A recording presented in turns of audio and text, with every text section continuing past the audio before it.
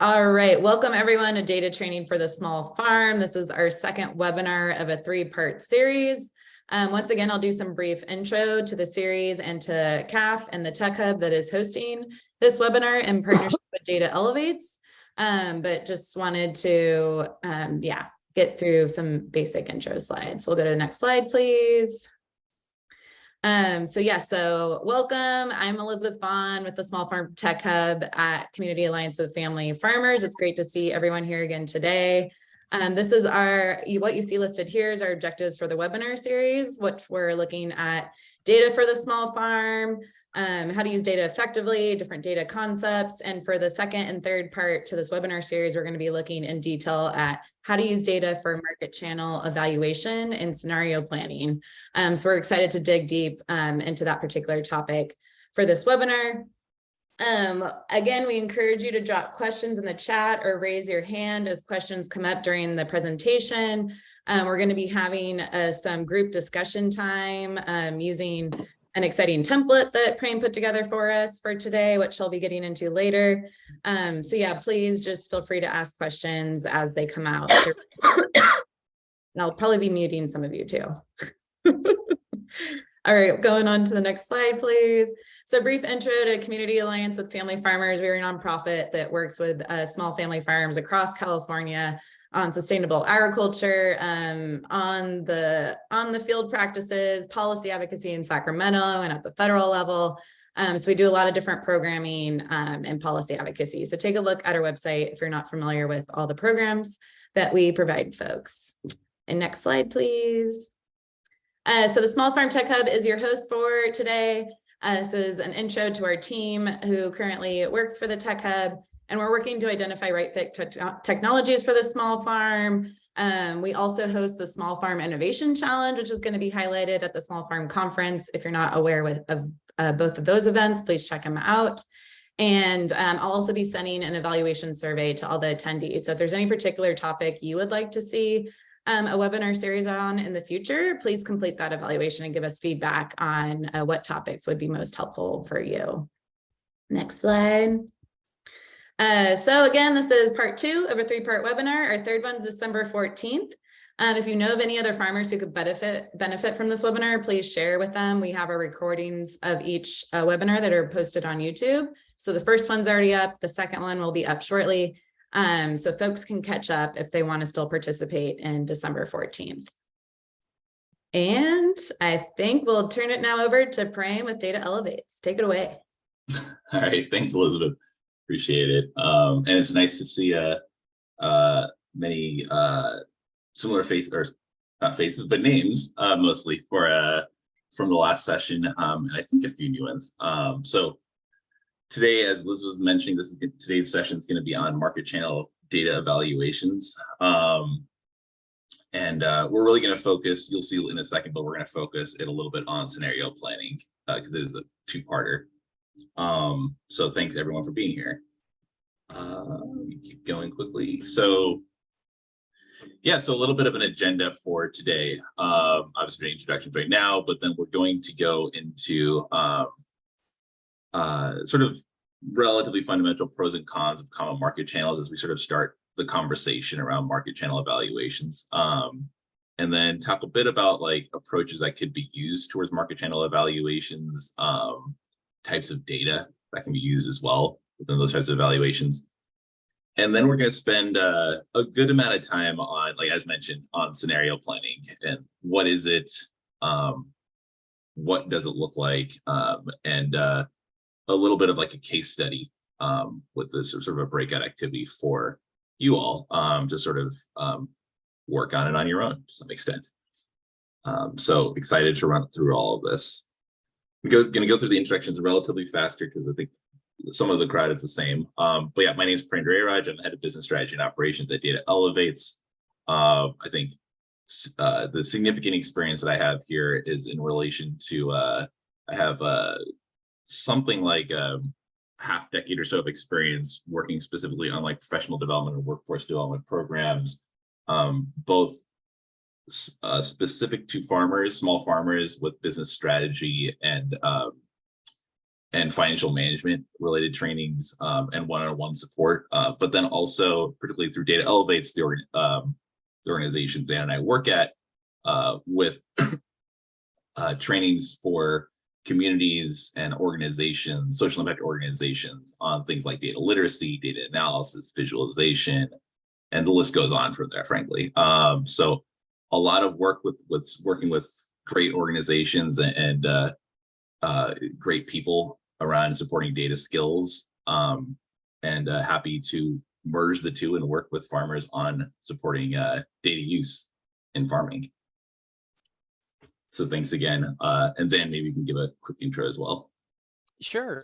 So my name is Zan Paxton. I'm head of data insights here at Data Elevates, and I lead our practice in data analytics and data science. And I work and support Prem, working with organizations and individuals to build skills for data-driven decision making. So I'm really excited to be here, and nice to meet you all. Thanks, Zan. All right, great. So the next slide here.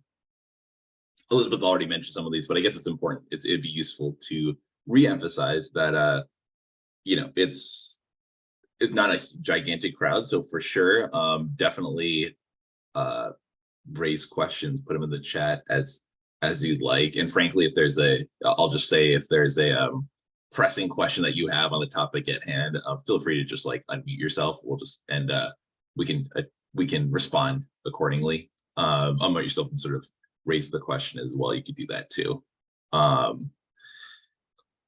As we always like, I know it doesn't always turn out this way, but if possible, people can turn on videos. That's always great, just to create as much, I know we're not in person, but to create as much of an in-person atmosphere as possible. But again, totally understand if you can't. Thanks, Elise. That is great. And yeah, as you know, we're recording recording this session, or CAP is recording the session, I should say. All right, cool. Because I believe there's at least a few new participants on here, I do want to kind of go across the so-called virtual room, ask a few questions here. So first, we have questions on your name, name of your farm, where do you sell, and then two more that are more specific to this session, sort of like, can you talk a little bit about your decision-making process regarding looking into new market channels? And then if there are any like clear areas where you feel like you can improve on how you're handling this evaluation itself, just to get a better handle on things. So any brave soul want to start this off? I can go. I think I went first last time, but I'm the only person here that's probably not a farmer. But I'm Elise King, and I'm looking into starting a small farm. So that's why I'm here and just kind of gathering as much information as I can. Cool, thanks, Elise. Others? Or I can just go ask, I guess, make it be faster. I will go down.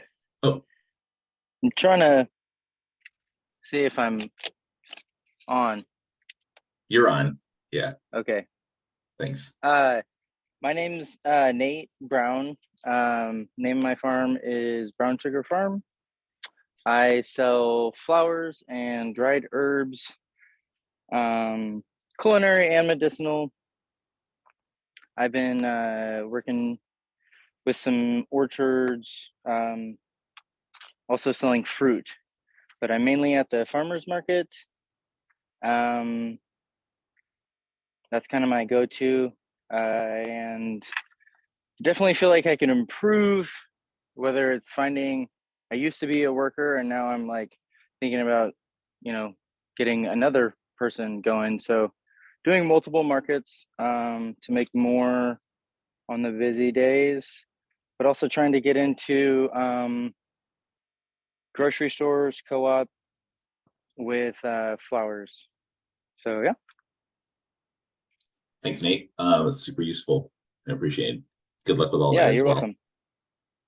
And just to kind of add on that, because there are some new farmers, I started doing the flowers because it's much more not beneficial, but productive and profitable the first couple of years. Still trying to transition back into veggies, but yeah, doing what I can right now. Makes sense. Thanks. Yeah, let's make this faster. So Josh, I know you talked last time, but I think I got on late last time, and unfortunately I'm gonna have to get off early this time, but Josh Volk, I'm up in Portland, Oregon, running Cully Neighborhood Farm, which is a small urban farm. I've been growing vegetables primarily for CSA on different farms for almost 25 years now, maybe 25 years. And I'm just curious to see what other folks are doing and kind of get whatever information I can from both you in terms of, kind of what you're passing along and also how you're presenting it, because that's something that I do as well, is present workshops on topics like this. perfect. Thanks. Yep, just to keep running through here. Trish. Hey, Trish. I'm Trish Watlington. I have a tiny little farm, about a third of an acre, called Two Forks Farm. I grow specialty produce and I sell it to local chefs. I made the decisions regarding the farm product market channels because we originally started our farm to feed the restaurant that we owned. And when we sold the restaurant, I got to do what I really wanted to do, which was farm, not have a restaurant. And so I had a lot of connections with chefs at that point in time, and I knew which chefs in the community were buying from local farmers. And so I was able to reach out to them and build a business from there. I actually have been trying to figure out how I can build more contacts with the local community that's really supporting local farms, both from a perspective of being able to sell more if I could actually grow more, and also being able to help promote them. That's it. All right, thanks, Trish. Appreciate it.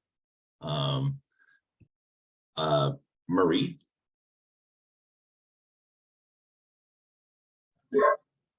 Hi, I'm Marie Tyler. I'm with Growing Works Nursery. We're in Camarillo.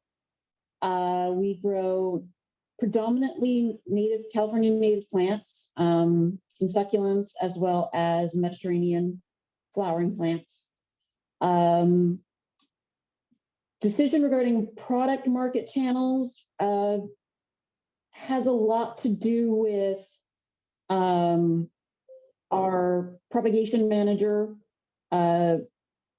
was heavily into native plants, came from a native plant background. And everything else kind of came as a, oh, that looks cool, and does it sell or not? How do I feel like we can prove this? Honestly, I don't know. That's why I'm here. No problem. Just throwing it out there. Yep, thank you. Appreciate it. And then well, I guess there's two Maries. Marie Tyler, yep. And then that's probably the same person. Assuming. Okay. Deborah. Hi, Deborah Gartenstein, and I'm actually not a farmer either. I do food and farm business support through Business Impact Northwest, which is a Seattle-based organization, and we do a lot of working with farmers on their business models, and that's all about data. So here I am. Perfect. Thank you. And then anyone else? I see like something that says iPhone on here, so I'm not sure if there's someone else here as well. Yeah, this is Jose Silva. I own Papa Joe Farm in San Diego County. I grow fruits and vegetables, and my market is wholesaling to produce stores or regular stores. As far as your last question, I network a lot, and also involved with the Farm Veteran Coalition because I'm a Marine Corps disabled veteran. And we pull a lot of resources and ideas together. Also, I started last year communicating with the decision makers as far as the owners of the store or the executives, and asking what they want. And if I can't find it, or if I can't grow it, I'll find it. Like, for example, we have one store that like microgreens as well. So I don't do microgreens. So I communicated with a local farmer and we partnered up together, and now we're selling microgreens to that store. So it's all about networking. Yeah, absolutely. That's and I see Trisha's question, and I'm actually curious about it as well. Where in San Diego County is Papa Joe Farm again? I reside in the farm is in Hamul on our property, which is the southeast side of San Diego County. Great, thank you. Appreciate it. All right, I think that is everyone. Thanks for introducing. Sorry, I just put my name on there. Oh, okay, perfect. Thanks. It doesn't say so anywhere. Perfect, thank you. Yeah. All right, yeah, thanks everyone. Okay, so I'm gonna keep moving on here. Now that we have done a little bit of introductions. So if you haven't I know many of you did participate in the first session, but if you haven't, I don't have it on me, but though there's a recording for the first session out there. I think it must have come through an email from Elizabeth, or if not, I'm sure we can send it out as well. But in the first session, which was on, I believe, November 14th, 2 weeks ago, it was on using data in small farm decision making. So just really quickly, slide on it. Our focus there was really on this, essentially centered around this diagram on the right here, which is really understanding where, like the data-driven decision-making process, and thinking about it in terms of a cycle. So we're thinking about data, for example, as I'm sure everyone here knows and everyone here is a part of, we're always collecting more and more data, but it's about how intentional are we about collecting that data, and how are we using it in our decision-making? Because particularly as small farmers, we're resource strapped, right? Like in terms of it's not like you have like 10 people to go do the data work for you, generally speaking. So it's useful to be as efficient as possible. And in so doing that, we have this cycle, right? So for example, the intentionality starts from demanding for information. Is there a question, for example, you want to answer? Like, what should I be pricing my eggplant at the farmer's market at? So then there's sort of like a resource collect. There's data capturing and collecting data sources, whether that be just data around farmers market average prices or around eggplants, etc., whatever it might be. That's all collecting data around it. Then there's storing. Where are you putting that information? And is it easily accessible? Right. And then there's analysis. I'll club this together. There's data analysis and potentially creating bar charts and things like that if there's enough data and need for it to showcase your own insights in terms of interpretation and storytelling. And all of that, I'm just obviously going super fast through this piece, but all of that leads to data-driven decision making. So if there's no decision that's being made at the end of this, to be kind of blunt, unless you actually have to do it for reporting purposes or something, there's not really a point in collecting that data, right? So that's why it's important to base it around a question or a demand that you personally or your business has for collecting that data. Otherwise, you have to actually, why am I doing this? And it's probably a sort of wasting time. So that's kind of like seeing it like the big picture in terms of really collecting that data with decision making in mind. Is kind of the focal point of the last session. All right. And again, feel free to, there's a recording available for that. So feel free to watch that if you haven't. All right, so for today, our goals, again, today's session has a market channel data evaluation, specifically focused on scenario planning. So we're going to do a little bit of that's looking at key financial and risk factors in assessing market channels, a little bit of activity there. Then we're going to talk about some of the key elements of small farm market channel evaluations. Of course, there's many ways to go about this, but we're going to talk about a few approaches that can be used. And then the second half of this session is really just going to be focused on scenario planning. You know, what is it? What's the value of scenario planning? And then doing a case study example using a sort of model for scenario planning, and that is be sort of a breakout group activity. So that being said, because this session and the next session are going to be specifically again on market channel evaluations, thinking about essentially assessing whether to enter into new markets or not.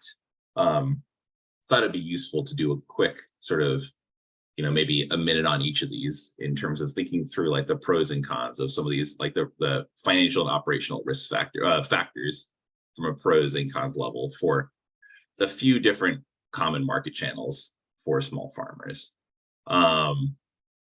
So I thought I would just sort of open it up a little bit here, you know, and we'll do kind of rapid fire here. So like maybe if people can throw out a few ideas in terms of like what are the pros compared to other market channels for selling at a farmer's market, as well as what are the cons. Maybe we can focus there really quickly. Anyone want to jump out and sort of like throw in some thoughts there? Sure. The pros is that you probably could get a higher price for your goods and services that you're providing to the public and to your clients, and you get various different customers that are coming around. You might not necessarily get the same customer, but you'll get different customers that have come at different times during the farmers market season, depending where you're located. Obviously, the con is you have to spend either yourself there and away from the farm, or you have to compensate somebody for doing that, which runs into your profit margins. Absolutely. Yeah. Any other quick thoughts on that before we just move on to CSAs? We don't need to be comprehensive at this point on this. Well, I was just thinking another con is that is food waste or product waste. Because when you go to a farmer's market, your stuff sits out all day long. You don't know how much you're going to sell, and you may take half of it back home with you. That's great. Yeah, I was actually thinking about that one as well in terms of a risk factor. Yeah. Okay, great. CSAs. You want to throw in terms of like pros and cons on that front? Pros, obviously, you have a consistent revenue base there, but you have to put a lot of effort into getting that base and keeping that base. So there's a lot of marketing, social media, networking that is involved in that. Not necessarily is a con, but there's a more invested in that as well. Not as much as the farmers market, I don't think so. But anyway, those are my thoughts. That's a great point on the marketing side as well. Particularly if you're not, and obviously I didn't discern it here, particularly if you aren't providing for the CSA, but if you were leading the CSA, obviously in the marketing then. Any other thoughts on CSAs? Well, I was to piggyback on your comment, I'm sorry to interrupt. What a lot of farmers do, they go to farmers market and they get that network going to start CSAs.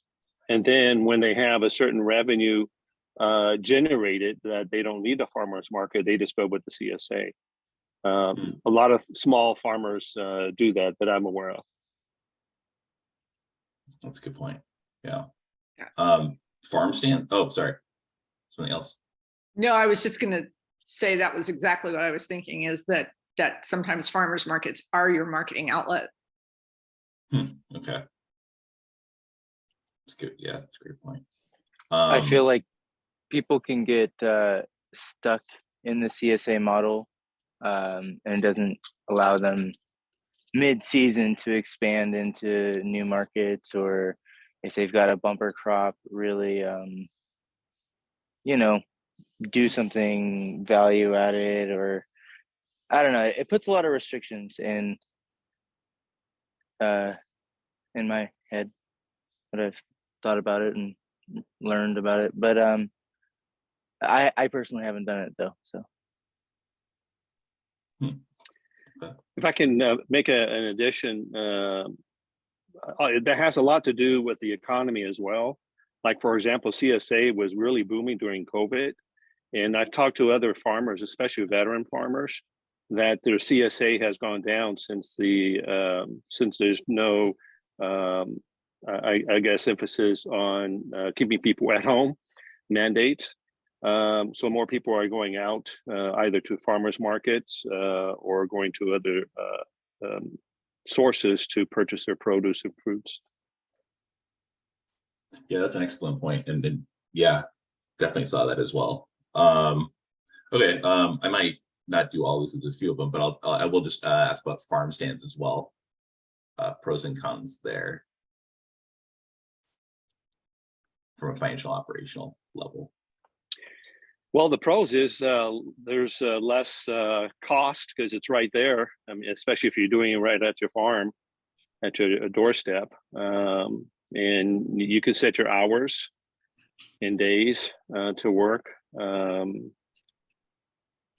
So there's also there was a point about when you go to farmers market at the end of the day, if you have leftover produce, it goes to waste. Here in this, you'll know what the volume is, and plus you can just go to your farm and pick it if you run out. True. I think and then a cons. Oh, I'm sorry. Go ahead. oh no, go ahead. Obviously, the cons is the opportunity costs.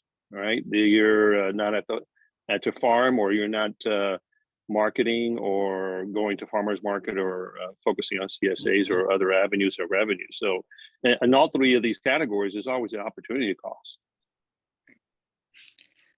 And the other thing too is that driving traffic to a farm stand, it really has a lot to do with the community that you're in.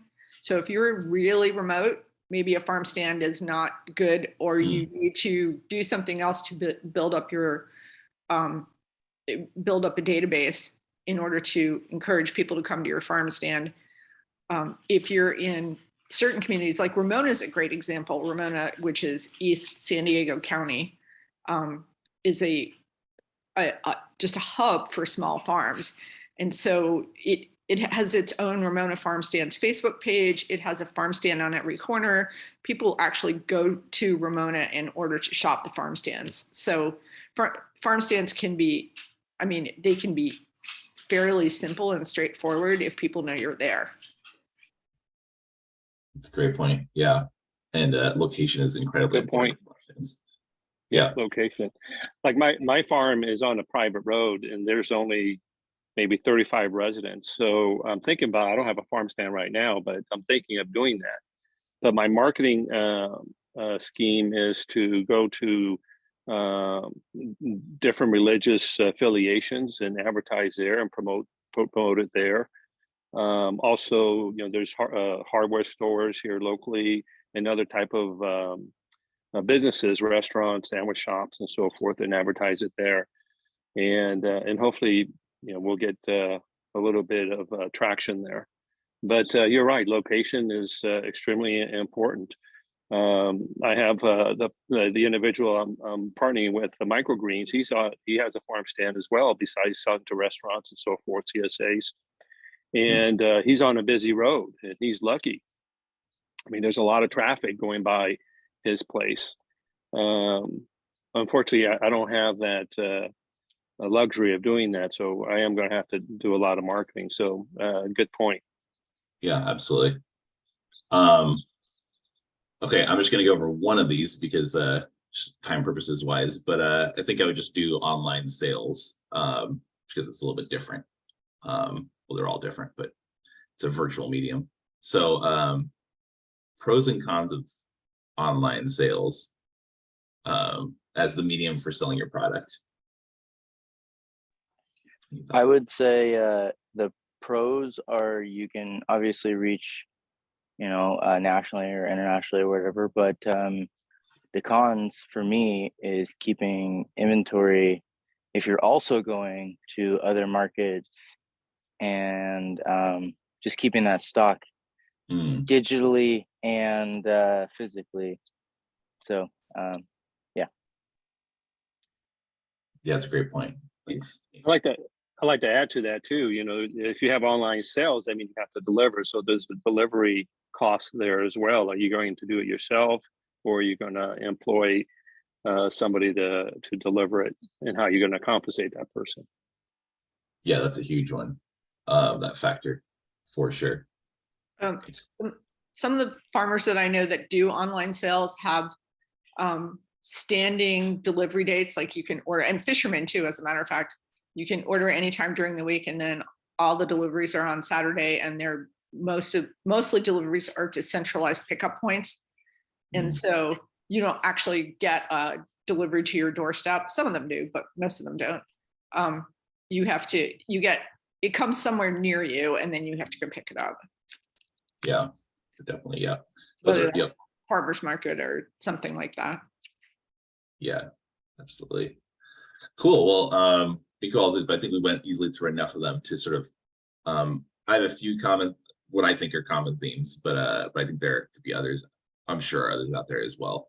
One, in terms of some of the factors, and some of the pros and cons, I should say, actually, about some of these market channels. We start thinking about different key factors, I guess. One is just a fact of life for small farmers, frankly, which is the scarcity of available time. That's related to every one of these. And some of it's good, and it could be a pro or a con, depending on the market. Like, we didn't go into say selling to school districts or something like that. But if you're selling a large amount of quantity and you don't necessarily need to market it every time, that, of course, I've heard from different farmers, of course, that could be efficient use of time once you've actually got something together. When you talk about pricing and things like that, of course, that's a different sort of side of the equation. But in terms of using the time efficiently, in terms of just like dropping off, selling a product, giving the product away, yeah, that's each of these different markets is different on that front. Labor costs, of course, product and marketing costs. When you talk about marketing costs, like farmers markets, of course, there is being there. That's part of marketing costs. And not only that, of course, there is the setting up and taking down, driving time. All of that is related to marketing, because you have to market your product there. And the sales cut that they take. Right. Yeah. Good point to add as well. Yeah. And then, yeah, obviously it's not an exhaustive list here, but differences in potential pricing, differences of quantity demanded. Each of these, as someone mentioned, realistically, you're probably selling your product at a farmer's market at a higher price than at a school district or other institution, right? So that's a difference. However, going to this side of the equation, there, differences of quantity demanded, you likely could be selling more at one of those institutions as opposed to a farmer's market. So those differences are important. And then finally, in relation to all of these, the risks are on the finances and productions and opportunities lost, which we'll get into in a second. Any other sort of I'll leave it at that actually for now. And then this all kind of leads to just thinking about it from both obviously the pros and cons, but there are risks in terms of when we start thinking about going into a new market, there's always risks that need to be considered. And they may relate back to any of these, but other sort of key factors in terms of whether they're a pro or a con. It's just a change that needs to be focused on. All right, let's move on here a little bit. Okay, so I'm sorry, yeah. I just want to interject a different market that a lot of farmers don't consider. There's a lot of obviously reservations out there with casinos, and we're currently negotiating right now with one of the casinos to provide them with lettuce. So I know you mentioned, about school districts and so forth, but casinos are a good avenue for high volume produce to be sold. That's a good point. Yeah, absolutely. Great, thanks. All right, so market evaluation. So when we start thinking about market evaluations, going more focused a little bit on the data side of this. So what types of data are useful to collect considering evaluating market channels? I have a few on here that are probably sort of the most fundamental ones, some of the most fundamental ones, but I wanted to hear if there's other thoughts from you all. I think collecting product price information, which depending on the market you're looking into can be more challenging sometimes than others in terms of like basically looking at sort of like average prices for your product. What could you sell it at? Or collecting data that might relate back to quantity that is demanded, or essentially that is being sold. Marketing costs and labor costs, if there's information on that you can sort of like ascertain, those are also useful in terms of the types of data that could be collected and to do any sort of analysis and sort of any sort of to factor into your thought process of whether you would like to go into this market.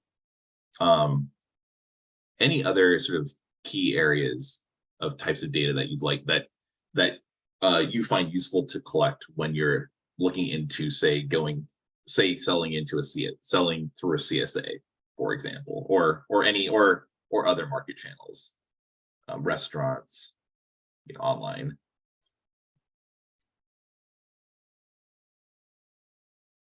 Okay. Yeah, I think these are the pretty clear ones that are important. The question is, of course, getting this information. I'm just going to jump in for a second and say the one, I'm not sure if this fell into one of the other ones, but the one that occurs to me is just kind of a market assessment of who else is out there, who's the competition. Yeah. Great point. Absolutely. Yeah. Any others? Because that is a good one. Anyone else? I think that's going to turn. Oh, I'm sorry. Go ahead. Yeah, hold on. I think that like land per like product, like, oh, how much land are you doing this on? Kind of thing. As a new farmer, like asking established farmers at the market and just kind of getting that kind of idea when like looking for land and like looking to expand. I feel like that is, I mean, I guess that's not necessarily a part of the marketing, but yeah, it's just definitely a good way to target when people are talking about, bringing too much stuff, like, talking to other farmers and seeing, how much they're growing for their markets.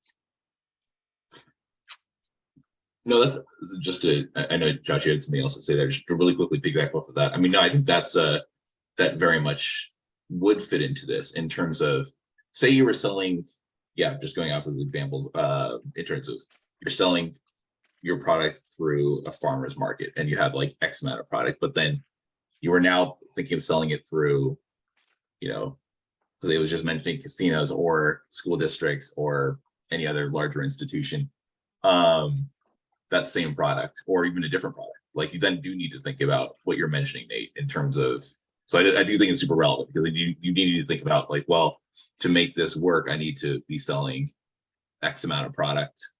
And do I have the land? Can I efficiently actually do this? Or do I even have the land to make this work? So yeah, no, I totally think that fits in with this. It's a good point. Josh, did you have something else to say there? I feel like there's something. Also about to mention, I thought this came to mind, also the pricing depending on the neighborhood as well that you're selling into. For example, we have a store that's near an affluent neighborhood. I sell the same products for more because that market can attain that price. and go through their customers to get that. Relative to a neighborhood that is not influent, you know, I might get 50 cents to 75 cents less a pound for a specific product, for example. Yeah. Yeah, one of the things too, some of these stores have a vendor list of what they purchase. So it all depends on what level you are. Like, for example, I grow, if I was organic, I follow those practices, but I'm not certified.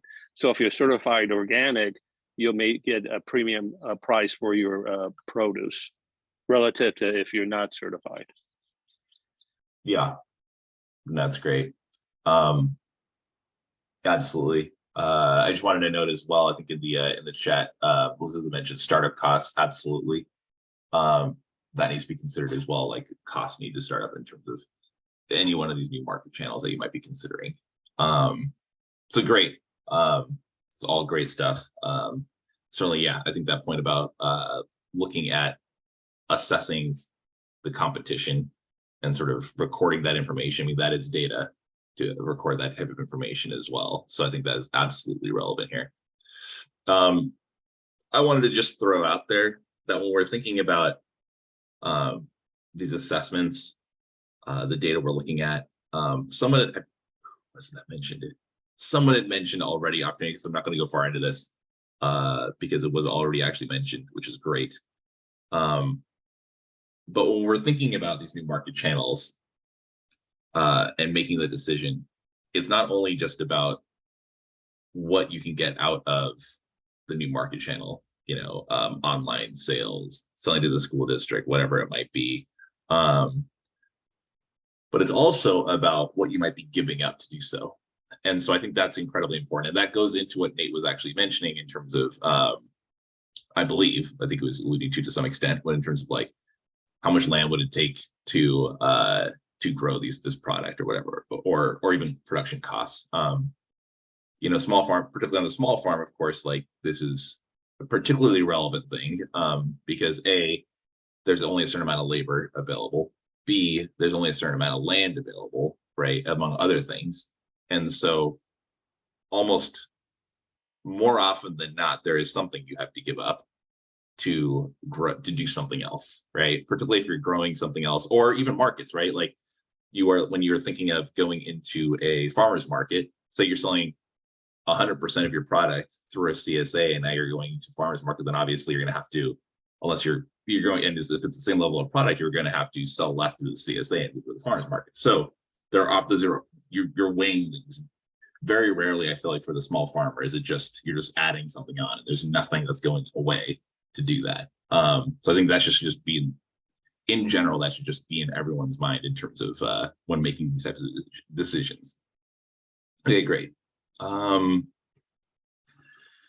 So these are just like a few, frankly, these are all USDA pricing. I was looking into several different places. There's all sorts, there's a lot of different pricing resources out there.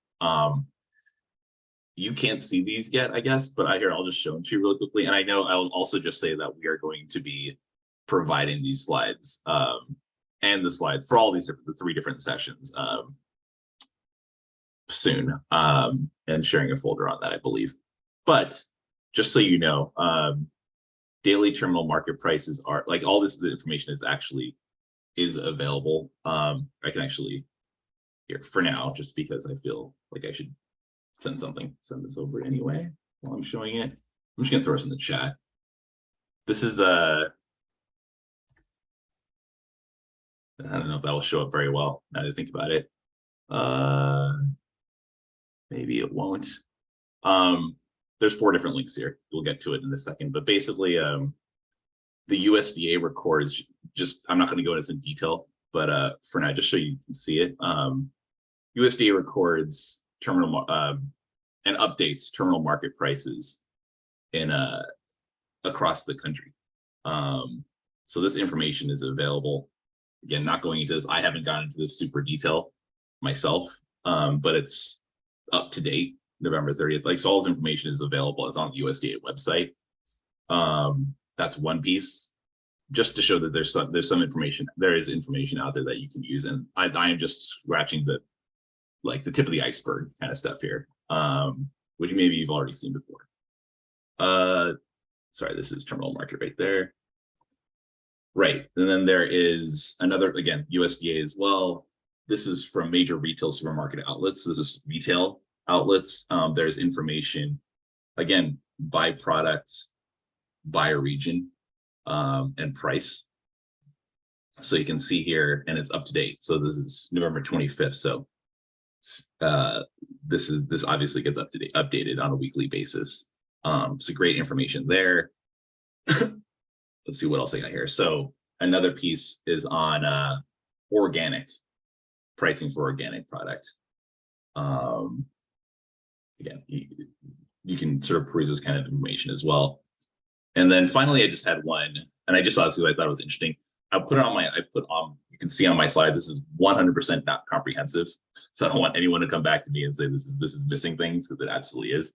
But just so you have it, I wanted to also just throw out there is information. This is less around data, but also I guess you could do data collection in these markets. But USDA has like a local foods directory. Of course, it's only for those that have actually registered with USDA. But you can see by region the types of farmer markets that are out there. I looked into San Diego, which is where I'm based. For those who don't know, it definitely is not comprehensive, but just so you know, it's out there. Okay. Cool, but I do think those other reports, there's actually a lot of information in those. So there might be some value there as well, among other areas where you can find things. Now give me 1 second to get this all squared away one more time. Okay, yeah, those are the links.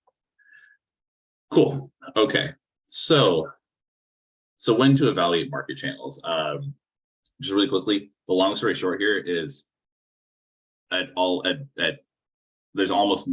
are many times that are good to evaluate market channels. When you're starting your farm, of course, which is Elise, I believe. That is a good time. When looking to diversify farm revenue streams, like as mentioned, that's most of the farmers here, I believe. When thinking about, if you are thinking about diversifying your farm revenue streams, that of course is a good time, because then you're looking at new market channels. And then finally, and this is the one that may get overlooked, but honestly, in like regular intervals,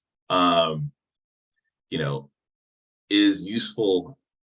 And even if you're not planning on changing things, it's useful to sort of assess your own market channel. For example, to think about like, should you be changing prices or product mixes? I'll just state, without going to obviously naming anyone or anything like that, but like, I have for several years been providing sort of like one-on-one support for farmers on business strategy and financial management, but really on the business strategy side here. Of course, this is all connected to that.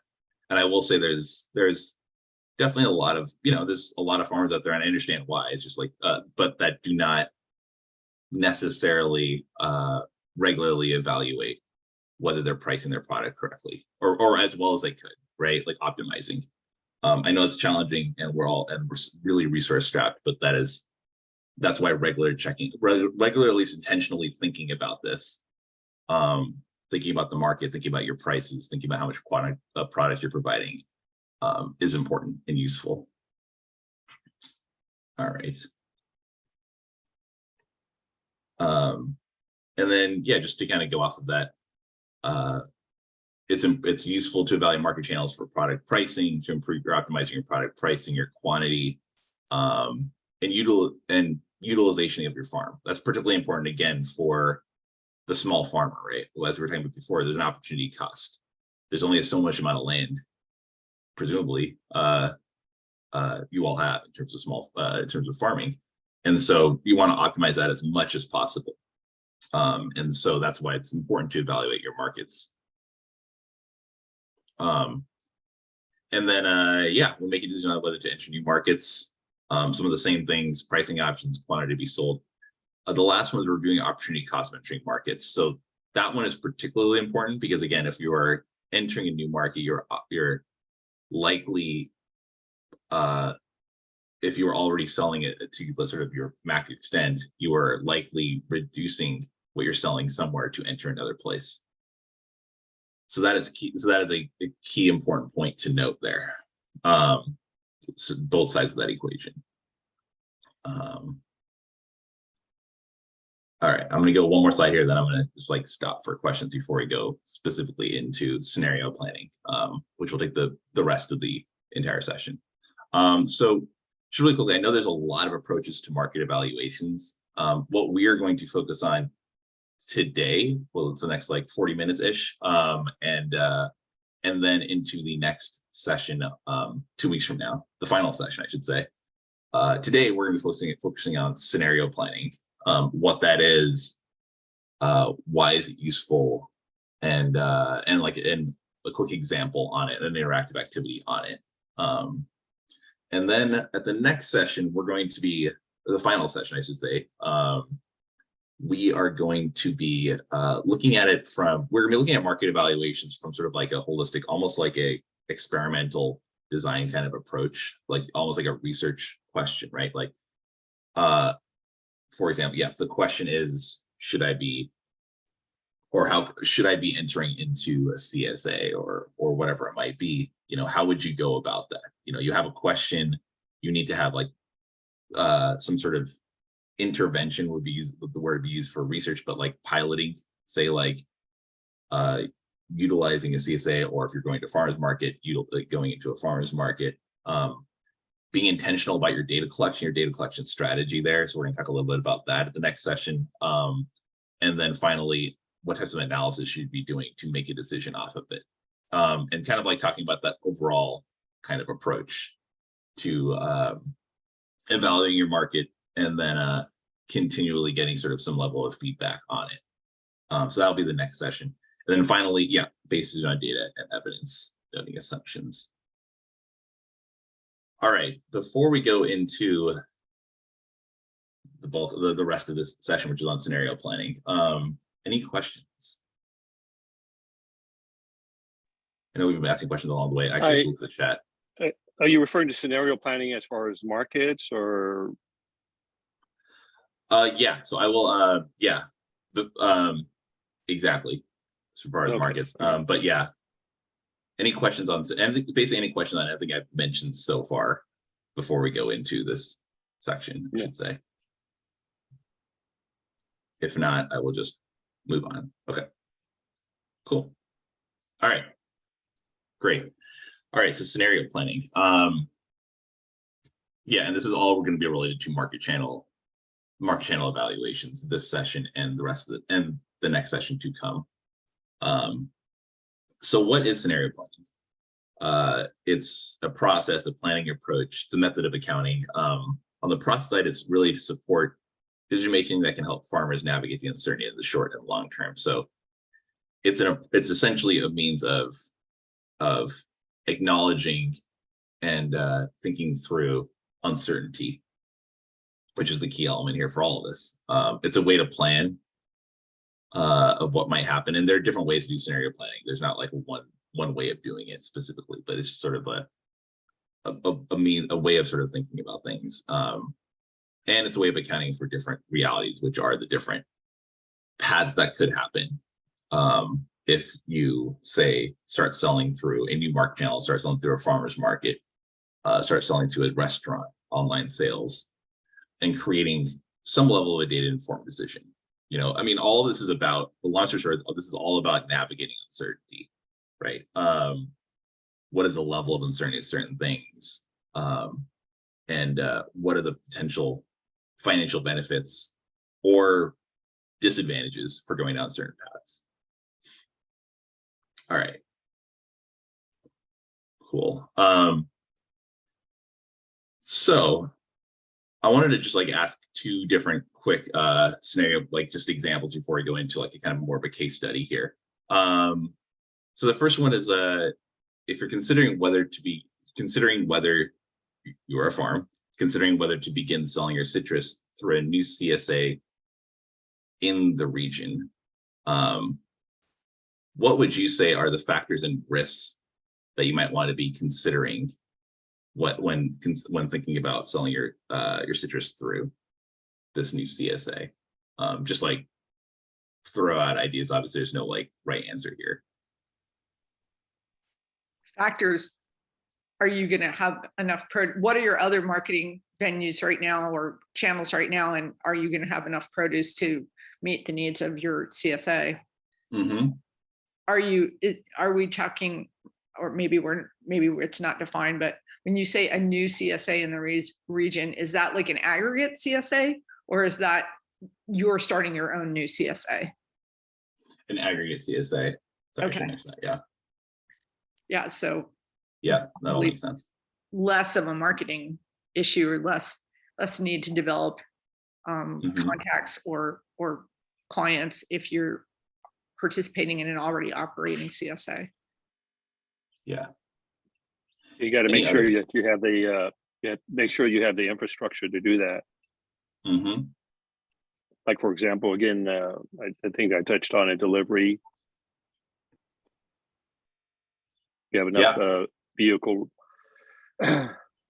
and vehicle resources and also labor resources. Absolutely. Great. Anyone else? We can just move on to that. Also think about, I'm guessing if it's an aggregate CSA and they're doing some of the distribution, would be my guess. There's a percentage of your profit or your revenue that's going to go towards paying them for what they're doing. So does that make sense? Are you going to make enough money doing that? Mm-hmm. Yeah, that's a good point as well. Yeah, and this covers some of the ones that I add here. I mean, these are all, again, the factors that need to be considered. I had the amount of quality, the quantity sold through CSAs, making sure you could fit that. I think that was mentioned earlier as well. Of course, the price, that's always an important thing, price of product. I know Jose was mentioning the delivery costs, the travel costs. That's a huge one. Can be a huge one, I should say.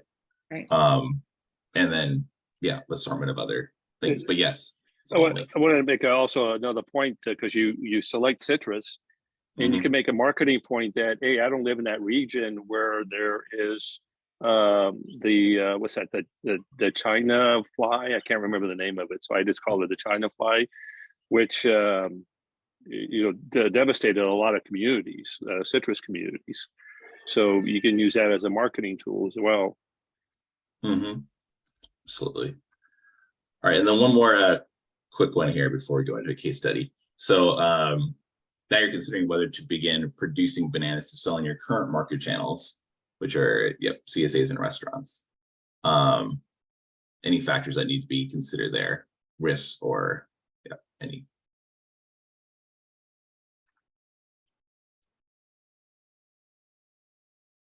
Like wondering if this is a trick question, because my first thought is like, I can't grow bananas. I figured this is I don't know who all's here, but everything. We can grow bananas here. We just, I mean, it is possible. I mean, demand. So you're going to want to survey and find out if there's any demand for that. And if there's a demand for a particular type of banana, and could you grow it? That's a reasonable question to ask. And then the cost of growing the banana versus the revenue that you're going to get from selling it. Absolutely. Yeah. And then the only thing I would, there's several different areas here. The only thing I would add to that is just the if you are beginning to produce bananas, then again, just like focusing on like the scarcity of land, you might have to reduce, maybe not get rid of, but you might have to reduce the amount you're selling or harvesting of any other product or crop. So that's kind of an important one as well. So there's a risk factor there too. And then there's also the delay in between planting and production. That's Yes, yes. Good point. Great point. Yeah.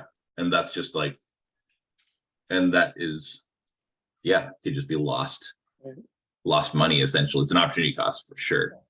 and Right. what's the opportunity cost of taking that land out of production while you wait for bananas? Yeah, it's a great point. Yeah. Right. Good one. Okay. And I wanted to make a point too that because you know, this brought up another thought, the infrastructure again. Like for example, citrus. If you harvest that, it only, and if you don't sell it, it's only going to last so much time frame, right? But if you have infrastructure, like for example, a walk-in cooler, you can make that produce last a lot longer. Like pomegranates, I can put it in my walk-in cooler and it'll last 4 or 5 months longer. And that's an advantage too, because your price can increase when it's off the market. Yeah, no, absolutely. All right, great. So we have a case study for you all. So basically, I'm going to read this out in a second, or you can just read it yourself, but I'm going to read it in a second. What we're going to do is put you into, I think, just 2 groups, just so you know, Elizabeth, it'd probably be fine. So just split the people up into 2 groups, it's fine. And so there's this case study. I'll just read it out, I guess, so we're all on the same page. I totally made it up, of course. Your Urban Grove Farms, a San Diego-based business that sells lettuce and bell peppers through your urban farm. You are currently selling product in farmers markets and to school districts. But notice that you're operating at a loss, and I'll go into this in a second, and an average of 10% of your product goes unsold. You are considering A, changing your mix of the current products, B, adding a new market channel, and I'm limiting it to just CSAs and or restaurants for the purpose of the case study, or C, trying to change the mix of selling within your current market channels. And of course, you'd like to at least ideally break even in the next year. So the questions I have, and I'll provide you a model in a second. What do you do and why do you do it? How does this change your profit expectations, like what you'd expect financially? And then I just wanted you to, when you go through this, to think about any assumptions you're making and risks you are considering. Of course, this is a totally made up example, and we don't need to do all research into the numbers here, but I do want people to start thinking a little bit about the types of assumptions and risks that you'd be considering here. So you're probably wondering, how would I go about this? So I do not have it right there. Where did I put it? Hold on. Do you want me to put your doc in the chat, the Google Sheet? Oh, sweet. Yeah, you have. Okay, good. I must have deleted. I must have, when I was setting this up, I must have not done that. I have it. If you don't, yeah, if you can get it really quickly, throw it in the chat. Perfect. Okay, so people can open that up. Thanks, Elizabeth. That was super useful. It should be, yeah, it should be open for everyone to view. So first of all, if you could go to, you can see my screen still. So if you can go to, you should be able to view it right now, but not actually edit it. So if you can just go to File right here and then just download it. Presumably it's an Excel file, however you want to do. Yeah, if you can download it, that'd be great. That's the first thing you should probably do. And then before we break into groups, I want to just explain this all, and then I'll let you know, Elizabeth. So basically, there's different templates for anything. This is specifically just for this case study. But I wanted people to get in the sort of understand how these can be used to support decision making. So using the case study that we talked about, this first, like columns A through E here, this first section is the case study, is what's happening right now. It's the status quo, right? So basically, remember I was mentioning that, and I'll go back to the slide in a second, but basically it's operating at a loss. You can see that negative $1,160. I made, I would not necessarily go into questioning the numbers. I sort of made them up, of course, but selling at farmers markets and schools. And then there's just these prices. And then this is the status quo situation. So, and of course, it's not in full detail here. I want to make this as relatively simple for now. So there are two areas here. This one, G through K, and then also M through Q. They're exactly the same. It's just an option A and option B. You know, when you're doing a scenario analysis, it could be useful to think through different scenarios. So hence I just copied it twice. So basically what you can do here is these beige, I'm really bad at colors here, but these beige colored cells that I'm like going over right now, you can enter things in there. I wouldn't enter into anywhere else in this because it would break the model potentially. But these beige colored cells, all of them, you can adjust. So we're really looking at adjusting revenue and cost of goods sold. Gross profit, sorry, everything other expenses, let's leave that all the same. Let's not touch it. It's not necessary for this example. And so what I want you to do is look at sort of the things you can change, quantity sold and prices. You know, maybe you want to, maybe you're thinking maybe it makes sense to enter in CSAs or restaurants, and like what types of prices do you think you can get from that front? And then think about sort of like the level of risk that you're putting on yourself or putting on your farm to do so. A few other things I just wanted to mention when sort of going through this. If you go to the on the right side, column S to V, it shows you that if you remember from the presentation, from the slide, you were actually 10% of your product is not being used. So actually, this is how much lettuce you have, heads of lettuce, I guess. And this is 5,333 bell peppers that you actually have to work with. And so this is how much you have to play with basically for your options you're working on. And then, yeah, and then this is what ends up coming. This green is basically what ends up coming up, and here's like a visual representation of it below. You don't need to touch any of these. But this is what ends up coming from it in terms of course, right now we've got nothing into either of these options, so it's all just negative. And the scenario right now, your gross profit is positive, but your net income is negative. So what I'd like you to do is to break out into groups for about 10 minutes. We're going to break out in groups, I should say. And basically think through what might make the most sense in terms of utilizing CSAs or restaurants, or maybe not. Maybe you just change the quantity sold in farmers markets and schools and think through. And then I would like to share out in terms of like what you did, but then also thinking through like what are the assumptions and risks that you're thinking of in regards to what you end up proposing in terms of what you might do. Any questions on this like quick activity? Yeah, this is Jose. I'm actually feeding my worm farm right now, my worms in the farm. So I will have to do it you know, blindly. I have to rely on whoever you team me up with. Sure, good point. Good point. Okay. Other questions? Then I think we can again enter into the beige cells. Don't enter anywhere else. And you can see on the right side, columns S through V, how things change. And in 10 minutes, we'll get back together and share out what we sort of thought and why we did it. And just play around with it. Great. I think we're good to go then. Let's give it about at most 10 minutes.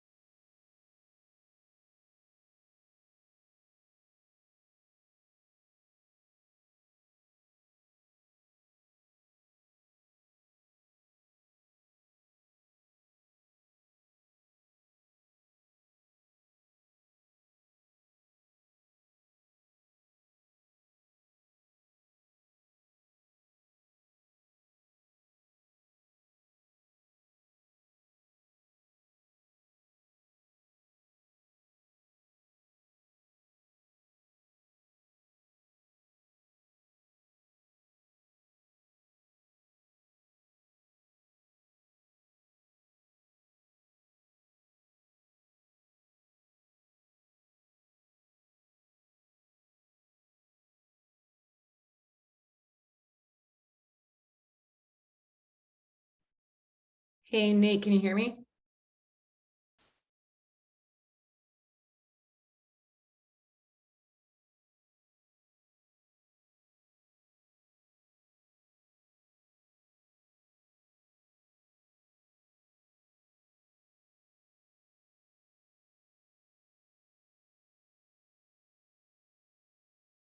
sorry, but okay. Then, yeah, we're in the middle of two there. Clearly would have could have taken 20 minutes on that. Anyways, great. So, you know, it was just two groups here. So, I think I'll just really quickly, and I'll just get my slides back going here while I'm talking because we don't have too much time. I wanted to say for our group, I was with Nate and I'm saying your name wrong, but Jose. And basically it was super interesting. Let me just get this thing together. There. And we sort of talked about the idea of, oops, shoot, sorry, one more, just disappear so I can see what we did. Give me 1 second. Okay. All right.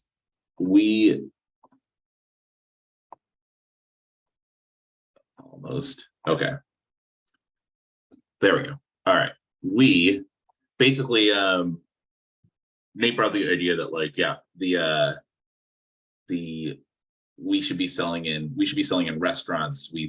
And we only wanted the option A here. We didn't actually look at two different options here. Just didn't have time, which maybe is the situation with people here as well. And we thought the leftovers, we should see if we can get those into restaurants. We went with lettuce, we went with $3. We went with bell peppers. We went with, and this is on the low side, clearly something happened with bell peppers here, but like, but down to, we had it at 50 cents. So between basically farmers markets and schools, and we're selling the rest of it.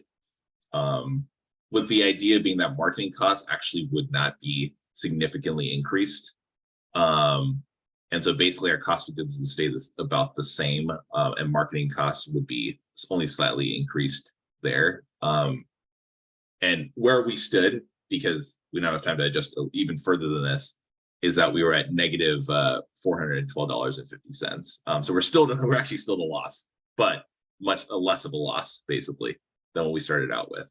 So we were getting there, and hopefully there was some sort of like, we were sort of going through that process. Any share out from the other group, just really quickly?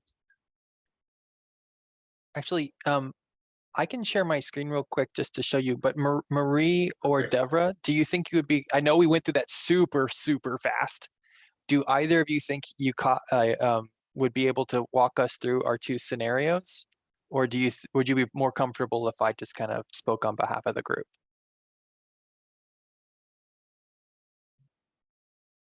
I don't mind doing option B. Okay, let's do that. What I'm going to do is I'm going to share my screen with the team, if that's okay. And then if you have questions, because I know we went through it, like I said, like I know we went through it fast. So if you have questions on kind of what I did, why, yeah, just tag team me in. It's all good. Okay. The option B is over here. With option B, we decided to try, instead of selling to schools, selling to the same amount to restaurants, considering that restaurants, we get more for each item than we would at the schools.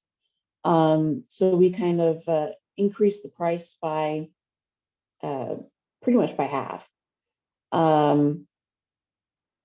for our restaurant prices versus the schools, and put in the selling the same amount to the school that we would to the schools to the restaurants instead. With that price difference, our net income went to $6,960. Okay. Sorry, yeah, that sounds great. Were you also going to go, Zan, were you going to talk through option A or? Sure, I think option A was just, sure. And just if there's a difference between you guys, we just kept, for simplicity, we kept the prices the same across all years. So we just kind of copied the prices all the way over, which they were slightly different in the template. So that was that. But if we were to do this for real, we could also look at the USDA website and see the price projections, because they do kind of have like short-term price projections for some of these commodities, which you could build that in. But option A was basically just because there was 10% waste. If we were able to plan better, or maybe sell harder, reduce that waste from 10% to say 0%, if we were just to kind of just give a sense of what is that actually costing us.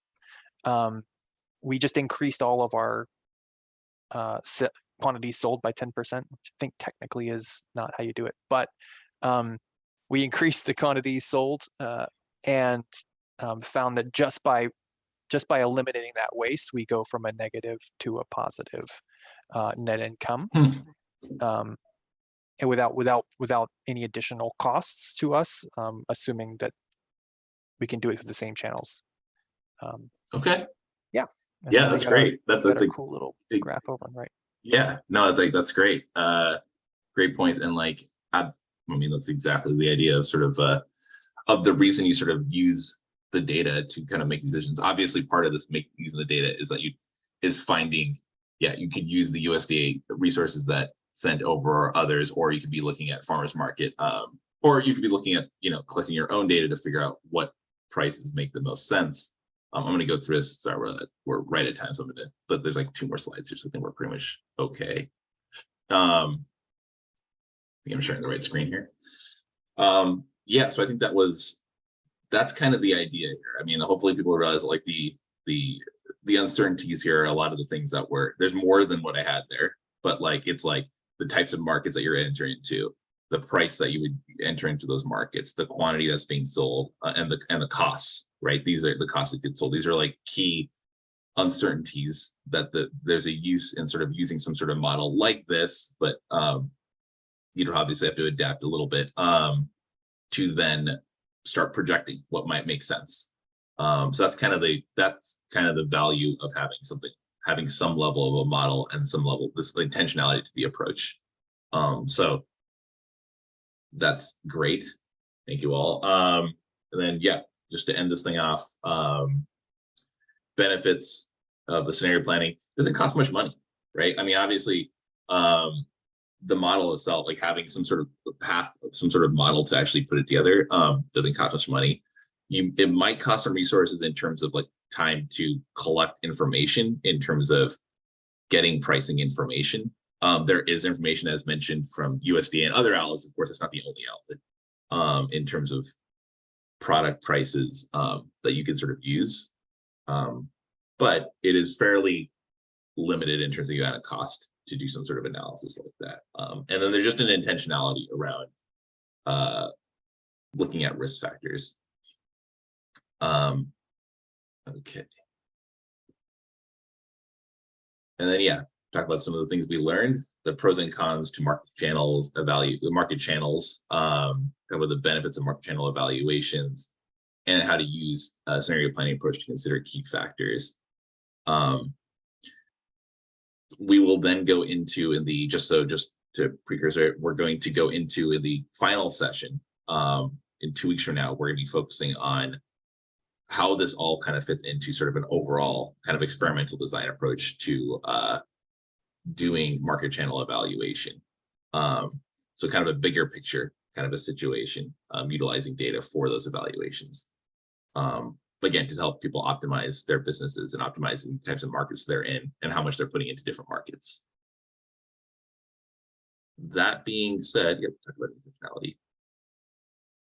I think that's pretty much it. Any burning last questions here? Because I know we're at time, 2 minutes over here. Great. And then last slides here. So as Elizabeth mentioned, CAS Small Farm Tech Hub provides free technical assistance to farmers in California. And our next webinar, our next and final webinar in this series is on December 14th. So exactly 2 weeks from now. So hopefully you can all make it back to that, and invite others as well. And we'd be happy to see you all again. So unless there's other questions that come up, thank you again to everyone who's here. Appreciate it. Thank Thank you. you.